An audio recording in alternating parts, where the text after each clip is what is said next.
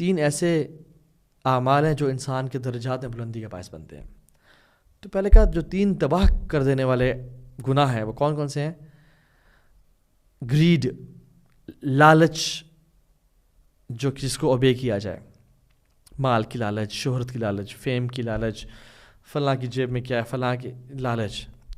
دوسرا whims that are followed, خواہشات جن کو فالو کیا جائے، گناہوں کی خواہشات، جو دل چاہ رہا ہے وہ کرنا.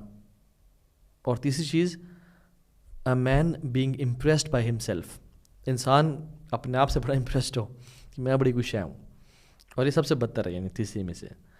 اور اللہ کے نبی صلی اللہ علیہ وسلم فرمایا کہ جو سیلویفک ورچوز ہیں، جو نیکیاں جو انسان کو نجات دیتی ہیں، وہ پتہ کیا ہیں؟ عدل کرنا غصے اور پلیجر کے ٹائم میں، پہلی چیز تو یہ ہے جسٹس قائم کرنا، چاہے غصہ ہو یا انسان خوشی کے موقع پہ ہو. دوسرا moderation in wealth and poverty, جب مال ہے تب بھی میانہ روی، اور جب غربت ہے تب بھی میانہ روی. اور تیسرا اللہ اکبر، فیئرنگ اللہ سبحانہ و تعالیٰ in public and private, public اور پرائیویسی میں اللہ کا خوف. یہ تو 3 وہ اعمال ہیں جو کہ، اور اللہ کے نبی صلی اللہ علیہ وسلم نے اس حدیث میں ایک اور چیز بتائی کہ کچھ ایکسپیشنز بھی ہیں، یعنی کچھ ایسے اعمال بھی ہیں جو کہ انسان کے گناہوں کو معاف کر دیتے ہیں، اور اس کے بعد وہ اعمال بتائے جو جنت میں درجات کی بلندی کے باعث بنتے ہیں. تو اب فرمایا جو گناہوں کی معافی کا سبب بنتے ہیں نا گناہ، وہ یہ ہیں کہ ایک نماز سے دوسری نماز کا انتظار کرنا اس کے بیچ میں، یعنی اگر ظہر پڑھ لیے تو عصر کا انتظار ہونا، عصر پڑھ لیے تو مغرب کا انتظار ہونا، ویٹنگ. سبحان اللہ، waiting for prayer is worship itself. اور جو دوسرا عمل ہے جو کہ گناہوں کی معافی کا باعث بنتا ہے، اور یہ جو عمل ہے صرف ونٹرز میں کیا جا سکتا ہے، وہ یہ ہے کہ ٹھنڈے پانی سے وضو کرنا. انسان کے ویسے بھی وضو کرنے سے گناہ معاف ہوتے ہیں، بٹ ٹھنڈے پانی سے وضو کرنے سے وہ گناہ معاف ہوتے ہیں جو ویسے نہیں ہوتے، جو اللہ تعالیٰ معاف کرنا چاہے. اور تیسرا پیدل چل کے جانا فار نماز باجماعت. تو یہ ونٹرز میں اچیو کیا جا سکتا ہے. So I am not recommending you guys کہ آپ پانی کو ٹھنڈا کر لیں یا پانی ٹھنڈا رکھیں. یہ دین میں ایسا کوئی اصول نہیں ہے کہ ایک چیز اویلیبل ہو تو اس کو جبراً زبردستی اپنے لیے مشکل بنایا جائے. لیکن کبھی کبھی ہوتا ہے کہ پانی گیزر آن نہیں ہوتا، پانی گرم نہیں ہوتا، یا کچھ لوگ کے فائنینشیل حالات ایسے ہوتے ہیں کہ وہ گیزر آن کر کے نہیں سو سکتے، تو ٹھنڈے پانی سے وضو کرنا یہ گناہوں کی معافی کا بہت بڑا سبب ہے. اور وہ اعمال جو انسان کو درجات میں بلندی کا باعث کرتے ہیں وہ یہ کہ غریبوں کو کھانا کھلانا، سلام کو عام کرنا، اور پیسفل رہنا.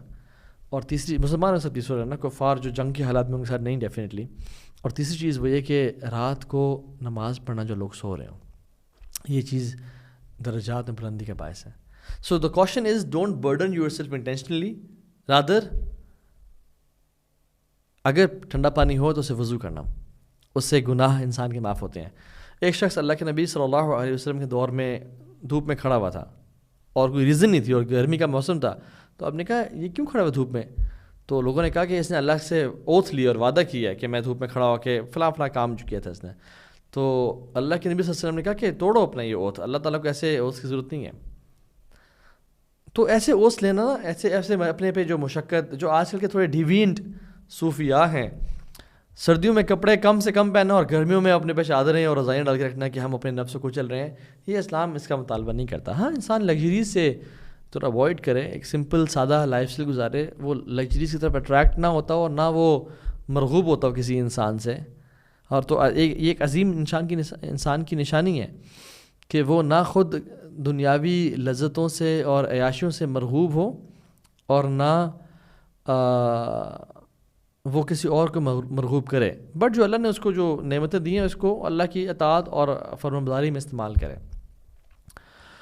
اسی طرح سے عمرو بن عاص رضی اللہ تعالیٰ عنہ ایک لشکر کو لیڈ کر رہے تھے اور رات ہو گئی، ٹھنڈا موسم تھا، صحرا کی سردی تھی، تیز ہوا تھی، اور جب فجر کے لیے اٹھے تو ہی ہیڈ اے ویٹ ڈریم، اور ان کو he was in state of جنابہ، تو وضو کرنا تھا. لیکن ان کو پتہ لگ گیا کہ اگر میں نے وضو کیا اس پانی سے تو it's like killing myself.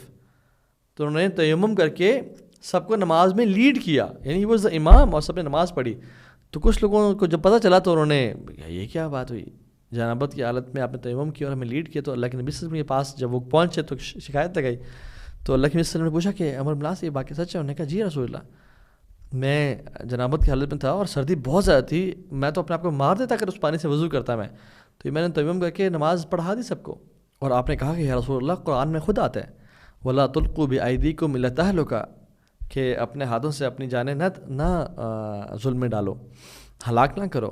تو اللہ کے صلی اللہ علیہ وسلم ہی laughed and he stayed silent, یعنی آپ کا جو خاموشی تھی وہ اپروول دا کہ ٹھیک ہے تم نے جو کیا وہ ٹھیک کیا. تو یعنی اس موسم میں جب ایسے حالات ہوں, یعنی کبھی حالات ایسے بن جاتے ہیں کہ جس میں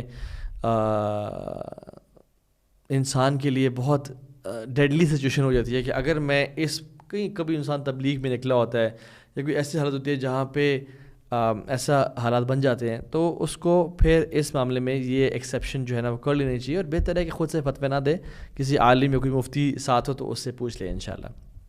اسی طرح سے ڈیورنگ رین یا سنو فال کے ٹائم پہ عبداللہ بن عمر نے ایک دفعہ اپنے ٹائم میں اذان میں حی علی الصلاۃ کی جگہ پہ بولا صلوا فی رحالکم, صلوا فی رحالکم. کسی نے پوچھا کہ آپ نے حی علی الصلاۃ کو چینج کر کے یہ کہہ دیا کہ اپنے گھروں میں نماز پڑھو؟ تو کہتے ہیں کہ میں نے خود اللہ کے نبی صلی اللہ علیہ وسلم کو دیکھا کہ آپ صلی اللہ علیہ وسلم مدینہ میں تھے اور بہت ٹھنڈی رات تھی اس دن, تو آپ نے اذان دلوائی اور کہا کہ بلال حی علی الصلاۃ کی جگہ پہ صلوا فی رحالکم بولو, کہ اپنے گھروں میں نماز پڑھو. تو ٹھنڈی رات جب بارش ہو رہی ہو تو یہ بھی ایک فارگوٹن سننا ہے کہ اذان میں الفاظ بولے جائیں جب شدید بارش ہو رہی ہے کہ صلوا فی رحالکم, اپنے گھروں میں نماز پڑھو. And if you are in مسجد اینڈ اٹ رینز, تو پھر جو امام ہے وہ نمازیں کمبائن کر سکتا ہے. فرض آپ ظہر کی نماز کے لیے گئے اور تیز بارش ہو گئی تو امام ظہر اور عصر کمبائن کر سکتا ہے, جو لوگ آئے ہوئے ہیں تاکہ ان کو دوبارہ نہ آنا پڑے. بٹ جو لوگ گھر میں ہیں وہ کمبائن نہیں کریں گے, وہ تو گھر میں ہی آلریڈی, لیکن جو مسجد میں آئے ہوئے ہیں تو they can combine the prayers not at the house. تو اس طرح کی بہت ساری یعنی الحمدللہ ہمیں جو شریعت ہے ہمیں ایز آؤٹ کرتی ہے.